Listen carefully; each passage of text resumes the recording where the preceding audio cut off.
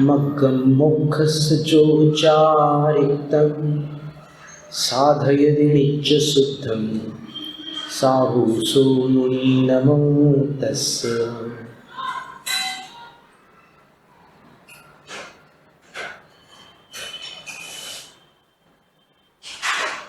दर्शन और ज्ञान, सम्यक दर्शन सम्यक ज्ञान, इनसे जो समग्र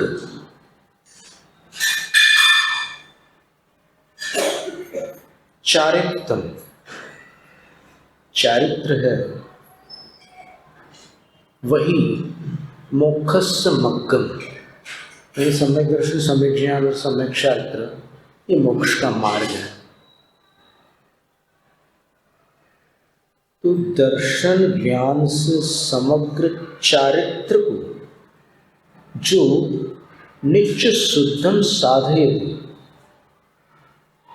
सर्वकाल शुद्ध रूप से साधते हैं, अर्थात दर्शन में भी कोई दूषण नहीं आने देते, ज्ञान को भी आगम के अनुसार बना के रखते हैं, और चारित्र को जो आचरण संबंधी क्रियाएं हैं उनको भी शास्त्र द्वारा बताए अनुसार संपन्न करते हैं।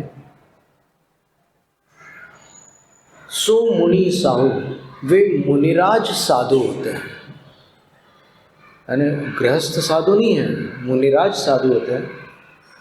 नमो तस्य, उनके लिए नमस्कार, साधु परमेश्वरियों को नमन।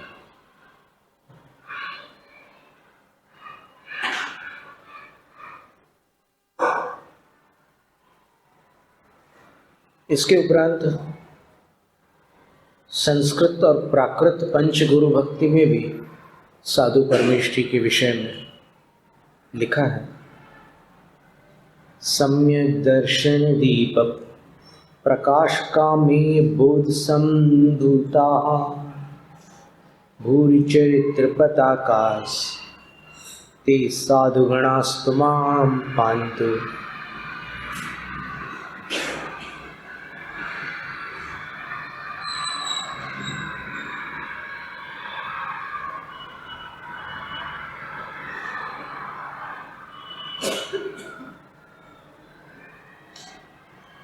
सम्यक दर्शन की ज्योत से जिनका असीम ज्ञान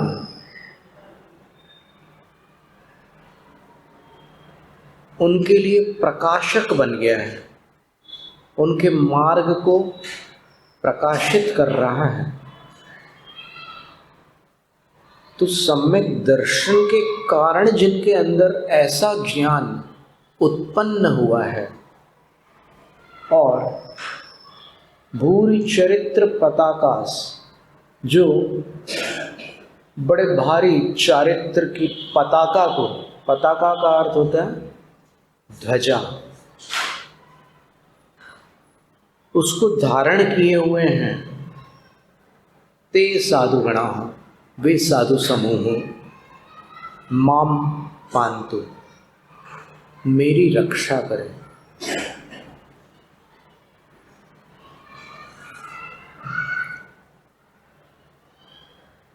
फिर पंचगुरु भक्ति का काव्य जो है वो इस प्रकार है। उग तव चरण करणे ही जीनं गया, धम्मवर झाण सुकेक झाण गया, निभरं तव श्री समालिंगया,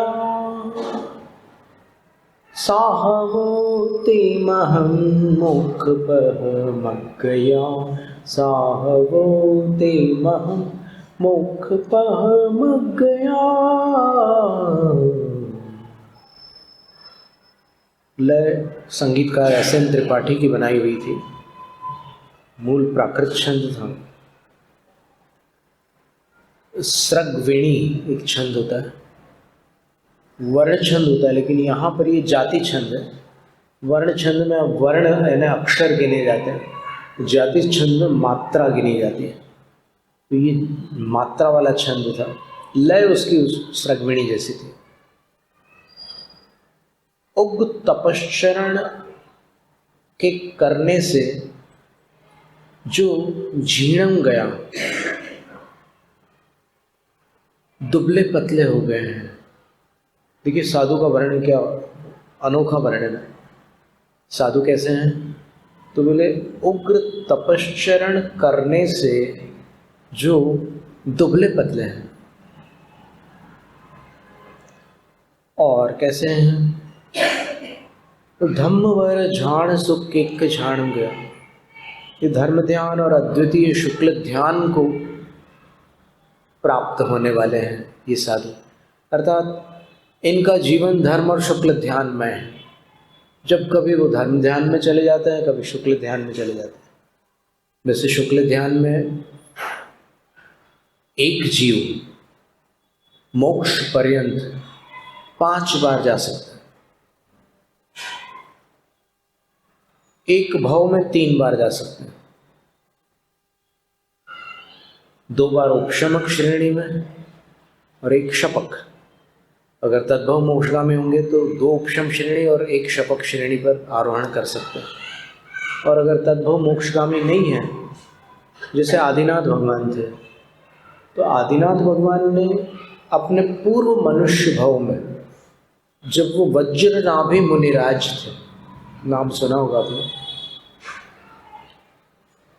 तब चक्रवर्ती थे वो, और पार्श्वनाथ भगवान का जीव भी वज्रनाभि चक्रवर्ती हुआ था पूर्व भाव में। दोनों का इतना कुछ तालमेल है कि आदिनाथ भगवान अपने पूर्व के मनुष्य भाव में चक्रवर्ती वज्रनाभि थे, और पार्श्वनाथ भगवान अपने पूर्व के मनुष्य भाव में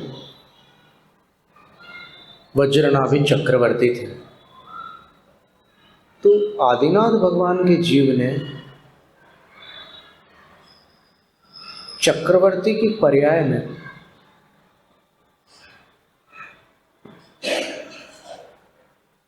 पांचों इंद्रियों के सुख भोगे हैं।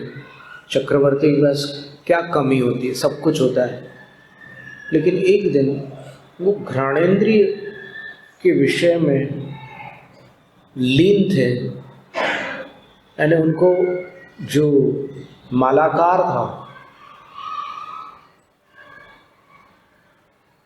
उनके बगीचे को जो संभालता था, उसमें वहाँ पर जो कमल सरोवर था, वहाँ से एक सुंदर सहस्र दल कमल ला करके एक स्वर्ण पात्र में चक्रवर्ती को भेंट किया था। तो चक्रवर्ती ने उस कमल को पहले देखा, अच्छा सुंदर कमल था, और फिर उसको सूंघा। तो सूंघते सूंघते उसकी सुगंध में वो लीन हो गया और आंखें बंद हो गई उनकी। और फिर उन्होंने उस कमल को ऐसे सहलाया। तो सहलाते समय उनकी जो उंगली थी वो पंखुड़ियों के अंदर चली गई। 1000 पंखुड़ियाँ थी सहस्त्रदल कमल में, तो थोड़ी अंदर चली गई, तो उनके उंगली में कांटा चुभा। तो आश्चर्य हुआ कि कमल के अंदर कांटा कैसे हो सकता है, कमल के बाहर तो हो सकता है। वो जो मखाने होते हैं, आपको पता है, वो कांटे वाले कमल से प्राप्त होते हैं।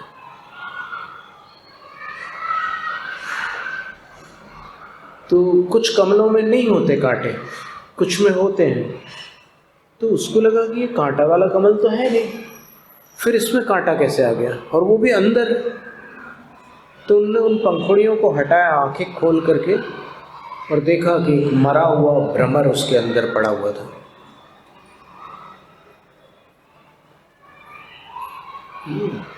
विचार में पड़ गए कि ये मरा हुआ भ्रमर इस कमल के अंदर कहाँ से आ गया। फिर उनको समझ में आया कि कल सायंकाल जब सूरज डूब रहा था, तब कमल की पंखुड़ियां भी बंद हो रही होगी, और कोई भ्रमर उसमें उसके रस में आसक्त होकर अंदर रह गया होगा। और भ्रमर की शक्ति तो इतनी होती है। मूड़बद्री में एक मंदिर है जिसके लकड़ी के खंभे हैं, वहाँ सरस्वती माता की प्रतिमा भी है। उस लकड़ी में बहुत सारे छेद हैं और थोड़ी थोड़ी देर में भ्रमर आकर के उन छेदों के अंदर से अपने घर में चले जाते हैं, फिर बाहर निकल कर उड़ते हैं, फिर अंदर आते हैं। ये चालू रहता है उनका। तो चक्रवर्ती जानते थे कि भ्रमर में इतनी क्षमता है कि वो कठोर लकड़ी की में छेद कर सकते हैं। तो फिर इस कोमल कमल पुष्प से वो बाहर कैसे नहीं निकल सकता?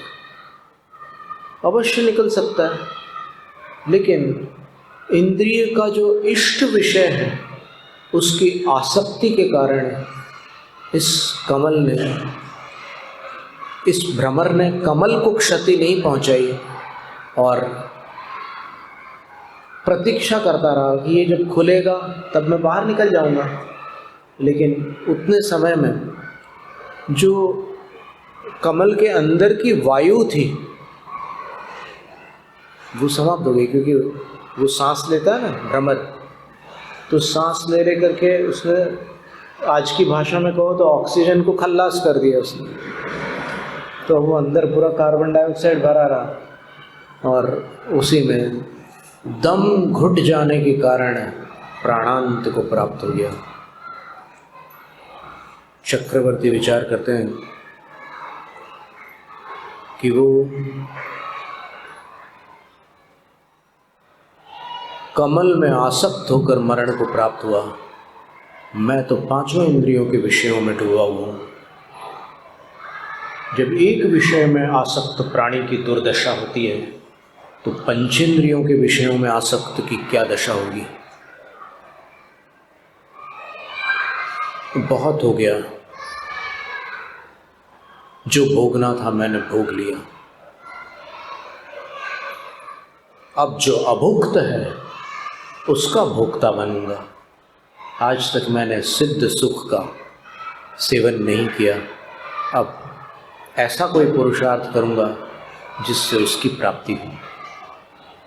दीक्षित हो गए, सब वैभव का त्याग कर दिया, लेकिन तद्भव मोक्षगामी नहीं थे।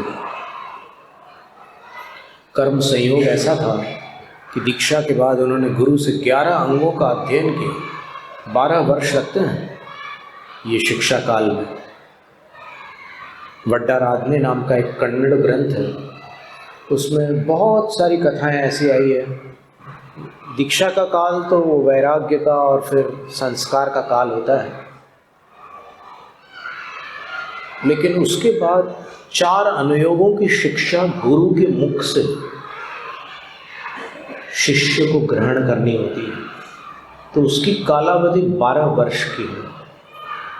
उन्होंने 11 अंगों का अध्ययन किया और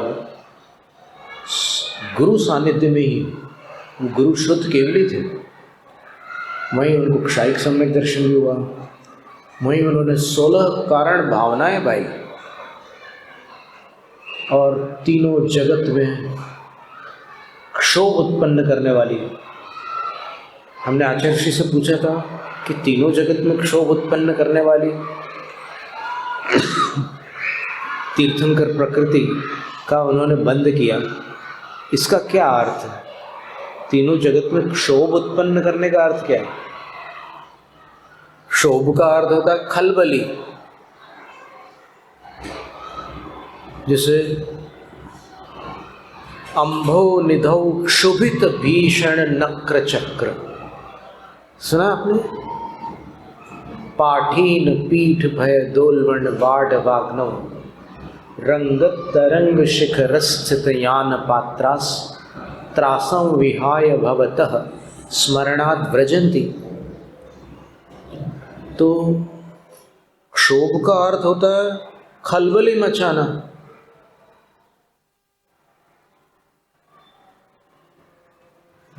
और क्षुभित का अर्थ होता है जो खलबली को प्राप्त हो गया है। तो तीनों जगत में तीर्थंकर प्रकृति खलबली मचाती है क्या? तब फिर आचार्य जी ने बोले कि इसका अभिप्राय ऐसा नहीं किसी को परेशान करने वाली खलबली, लेकिन उन्होंने उनके मुख से ये शब्द बोला कि इसको आप तहलका समझ लो।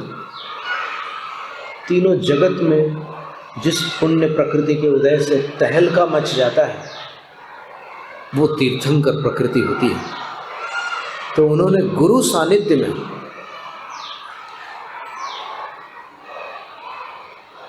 पड़म सम्मे सम्मे शेषतीये अविरदादिचत्तारे तिथैर बंद पारम भयानरा केवली दुगंते। कर्मकांड ग्रंथ में एक गाथा है, आचार्य नेमिचंद सिद्धांत चक्रवर्ती ने लिखा है कि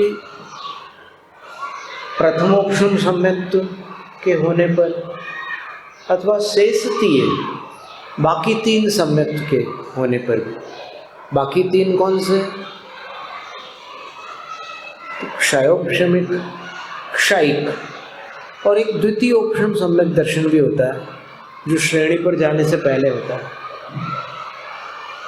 तो कोई भी सम्यक दर्शन हो, प्रथमोपशम, द्वितीयोपशम, क्षयोपशमिक या क्षयिक, इन चारों सम्यक्तों में अविरदादि चत्तारी, अविरत सम्यक दृष्टि, विरताविरत, प्रमत्त विरत और अप्रमत्त विरत, ये चार गुणस्थानों के नाम है। चौथा, पांचवा, छठा, सातवां, ये चार गुणस्थान वाले जीव तिथैर बंद पारंभया नरा, वो नर होने चाहिए, नारी नहीं। वे नर तीर्थंकर प्रकृति का बंध प्रारंभ करते हैं। कहाँ पर? केवली दुगंते, दो प्रकार के केवलियों के समीप। कौन से दो? तो सर्वज्ञ केवली और श्रुत केवली, ये नाम स्मरण में रखने योग्य है। सर्वज्ञ केवली को अपन केवली भगवान बोलते हैं, और दूसरे श्रुत केवली होते हैं, वो द्वादशांग के पाठी मुनिराज होते हैं। तो उनके समीप ये तीर्थंकर प्रकृति का बंध प्रारंभ होता है। इसलिए तीर्थंकर प्रकृति का बंध इस काल में नहीं हो सकता। क्यों नहीं हो सकता? क्योंकि इस समय न तो सर्वज्ञ केवली है न ही श्रुत केवली है। वज्रनाभि चक्रवर्ती ने दीक्षा लेकर ये कार्य संपन्न किया। अब तीर्थंकर प्रकृति का बंध जिस जीव ने बांध लिया, या तो उसी जन्म में उनको तीर्थंकर बनना होगा या फिर तीसरे भाव में। चौथा भाव नहीं होता। तीर्थंकर पुण्य का संचय करने वालों का चौथा भाव नहीं होता। तो वो तीर्थंकर प्रकृति का उन्होंने बंध बांध लिया, और जब उनको लगा कि अब मेरी आयु अधिक शेष नहीं है, तब उन्होंने प्रतिमा योग धारण किया। वो पद्मासन में विराजमान हो गए शेष आयु पर्यंत। यानी अभी जितनी आयु बची है तब तक पद्मासन में बैठे रहेंगे, कायस्थ में रहेंगे। बैठ गए, आहार जल सबका त्याग कर दिया। और जब 6 महीने हुए, तो 6 महीने जब पूर्ण होने वाले थे, तब वो छठा सातवां गुणस्थान चालू रहता है साधुओं का। अप्रमत्त होते हैं, फिर प्रमत्त होते हैं, फिर अप्रमत्त होते हैं, फिर प्रमत्त होते हैं। कभी व्यक्त प्रमाद होता है, कभी अव्यक्त प्रमाद होता है। तो जो 6 महीने ऐसे बैठे हुए हैं, उनका प्रमाद तो व्यक्त हो ही नहीं सकता, वो अव्यक्त प्रमाद में जाते थे। अंत में वो 7वें से 6ठे गुणस्थान में आने की बजाय 8वें में चले गए, 9वें में गए, 10वें में गए और 11वें में गए। फिर वापस नीचे आए, 10, 9, 8, 7, फिर 6, 7, 6, 7, ऐसा करके दोबारा 8, 9, 10, 11 वहाँ तक गए और 11वें घुड़स्नान में उनकी आयु पूरी हो गई।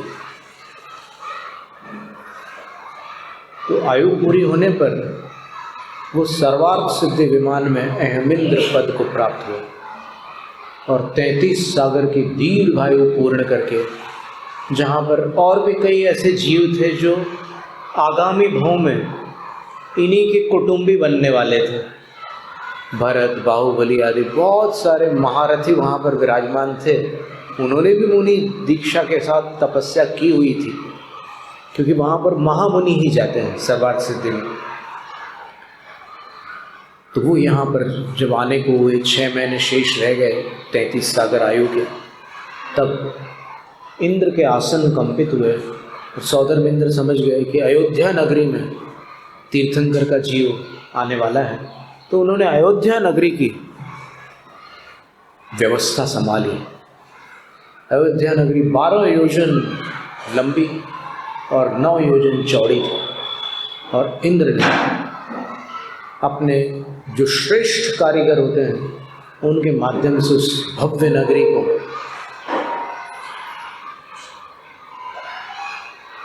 व्यवस्थित किया। रत्न वृष्टि आदि के माध्यम से पृथ्वी की संपूर्ण दरिद्रता को समाप्त कर दिया, संपन्न बना दिया सबको। 12.5 करोड़ रत्नों की वर्षा एक दिन में होती थी।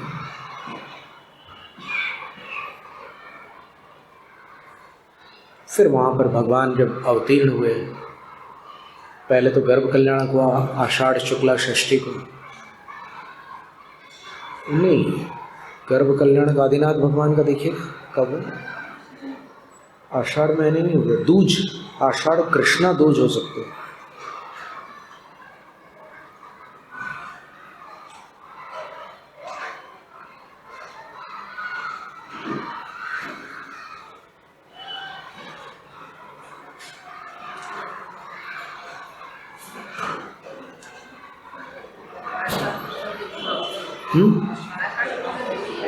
आषाढ़ कृष्णा द्वितीय है ना, क्योंकि आषाढ़ शुक्ला छठ तो महावीर स्वामी का गर्भ कल्याण।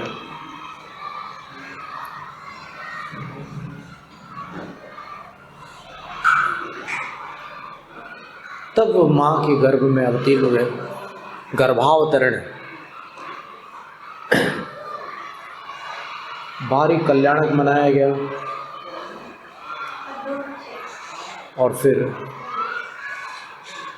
कालावधि पूर्ण करके चैत्र कृष्ण नवमी को उनका जन्म हुआ।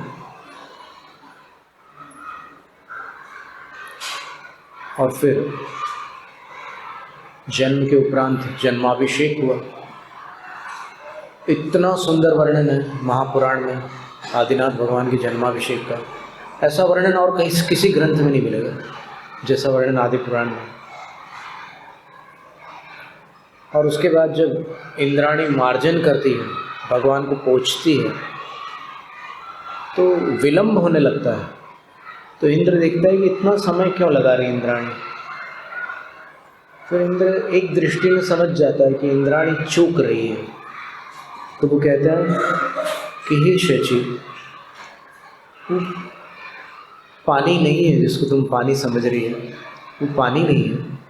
वो भगवान का मुख इतना स्वच्छ है कि उसमें तुम्हारे आभूषणों का प्रतिबिंब पड़ रहा है और उसको तुम पानी समझकर पोंछ रही हो। वो पोंछ ही नहीं सकती तुम बार बार प्रयास कर रही हो, कुछ होने वाला नहीं, लाओ मुझे दो। बोले कि अभी मैं आभूषण और वो सब पहना करके देती हूँ। फिर वो व्यवस्थित सब कुछ करके देती है। इंद्र फिर अपना जो वज्रायुध होता है ना, इंद्र उसके पास एक वज्र नाम का अस्त्र होता है, तो उससे भगवान के कान को बड़ी मुश्किल से छेदता है और कर्ण कुंडल दोनों कानों में डाल करके फिर भगवान को वापस माता पिता के पास समर्पित कर। क्या सुंदर वर्णन है। ठीक है, अपन चारों अनुयोगों का स्वाध्याय कर लें, अपन अध्यात्म के और कर्म सिद्धांत के रहस्यों को भी समझ लें, लेकिन भगवान के इस वर्णन को सुनकर यदि अपना अंतःकरण आह्लादित न हो तो समझना कि सारे स्वाध्याय में कहीं चूक रह गई, क्योंकि अपन सौधर्म इंद्र से बड़े सम्यक दृष्टि नहीं है। कितना भी बड़ा कोई तोपचंद हो आज की भाषा में, सौधर्म इंद्र की बराबरी कोई नहीं कर सकता। तो इंद्र स्वयं जिनका किंकर बन जाता है, किंकर का अर्थ होता है सेवक, और सेवक किनका बन रहा है? वो अभी जन्मे हुए बालक हैं, उनकी सेवा में वो पागल हो गया है। तो फिर अपन यहाँ पर थोड़ा सा स्वाध्याय करके अभिमान को कदापि प्राप्त न हो, ये बात समझने योग्य है। भक्ति यानी भक्ति है ही, उससे जो विमुख हुआ उसने मोक्ष महल के ताले की चाबी को समुद्र में फेंक दिया।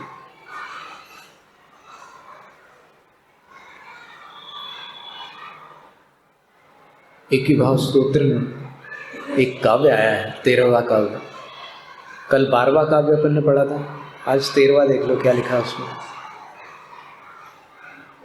शुद्धि ज्ञानी शुचिनी चरिते सत्यपित्तय्य नीचा भक्तिर्नोचे धनवदि सुखा वंचिका कुंचिकेयं शक्योद्घाटं भवति हि कथं मुक्तिकामस्य पुंसो मुक्तिद्वारं परिदृढमहा मोहमुद्रा कवाटम।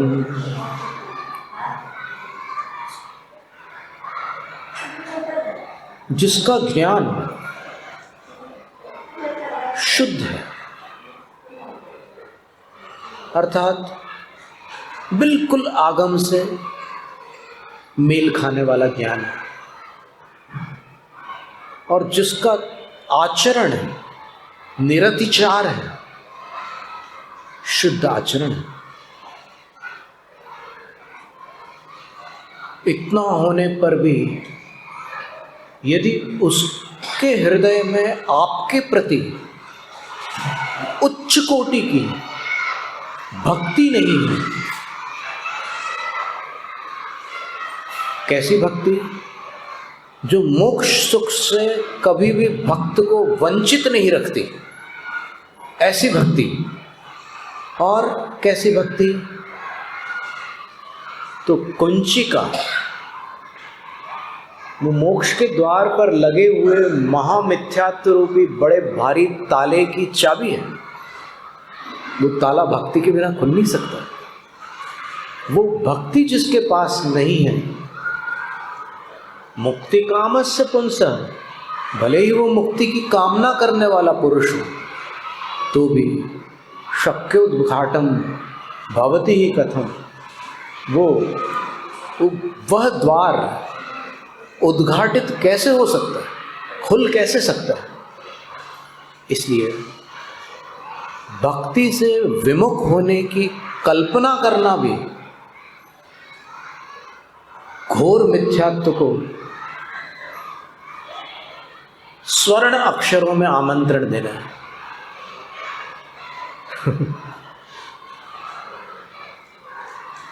जब इंद्र, गणधर, धरणेन्द्र आदि बड़े बड़े सम्यक दृष्टि जीव समवसरण में भगवान की भक्ति बड़े चाव से करते हैं, तो अपन यहाँ पंचम काल में 2-4 सूत्र पढ़ करके, कुछ कर्म सिद्धांत, जीव सिद्धांत और अध्यात्म पढ़ करके अपने आप को विद्वान समझकर भक्ति से अगर विमुख होते हैं, तो ये निश्चित समझ लेना कि सम्यक दृष्टि जीव नहीं हो सकते।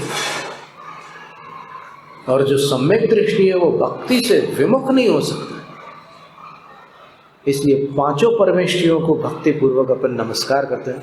साधु परमेष्ठि की चर्चा है, साधु परमेष्ठि के विषय में पंचगुरु भक्ति में जो काव्य अपन ने अभी पढ़ा था, उसमें यही बतला था कि वो दुबले पतले हो जाते हैं तपस्या करते करते। क्या विशेषण है साधु का, कैसे होते हैं साधु? तो एक बाह्य विशेषण बता रहे हैं कि दुबले पतले होते हैं, और धर्म ध्यान या शुक्ल ध्यान में लीन रहते हैं और तपश्चरण रूपी लक्ष्मी के वे निभरम समालिंगक वो गले लगा कर रखते हैं तपस्या को, तप को कभी छोड़ नहीं सकते। और वे साधु, मेरी प्रार्थना है कि वे साधु मुझे मोक्ष का मार्ग ढूंढ करके बताएं। ठीक है, रत्नत्रय मोक्ष का मार्ग है ये तो पता है, लेकिन मेरे मार्गदर्शक वो बने, ऐसी प्रार्थना की। जैनम जय शासन। शास्त्र पठन में मेरे द्वारा यदि जो कहीं कहीं प्रमाद से कुछ अर्थ वाक्य पद मात्रा छूट गई, सरस्वती मेरी उस त्रुटि को कृपया क्षमा करें और मुझे कैवल्य धाम में महाविलंब धरे। वांछित फलदात्री चिंतामणि सदृश मात तेरा, वंदन करने वाले मुझको मिले पता मेरा। बोधि समाधि विशुद्ध भावना आत्म सिद्धि मुझको मिले और मैं पा जाऊं मां मोक्ष महासुख को।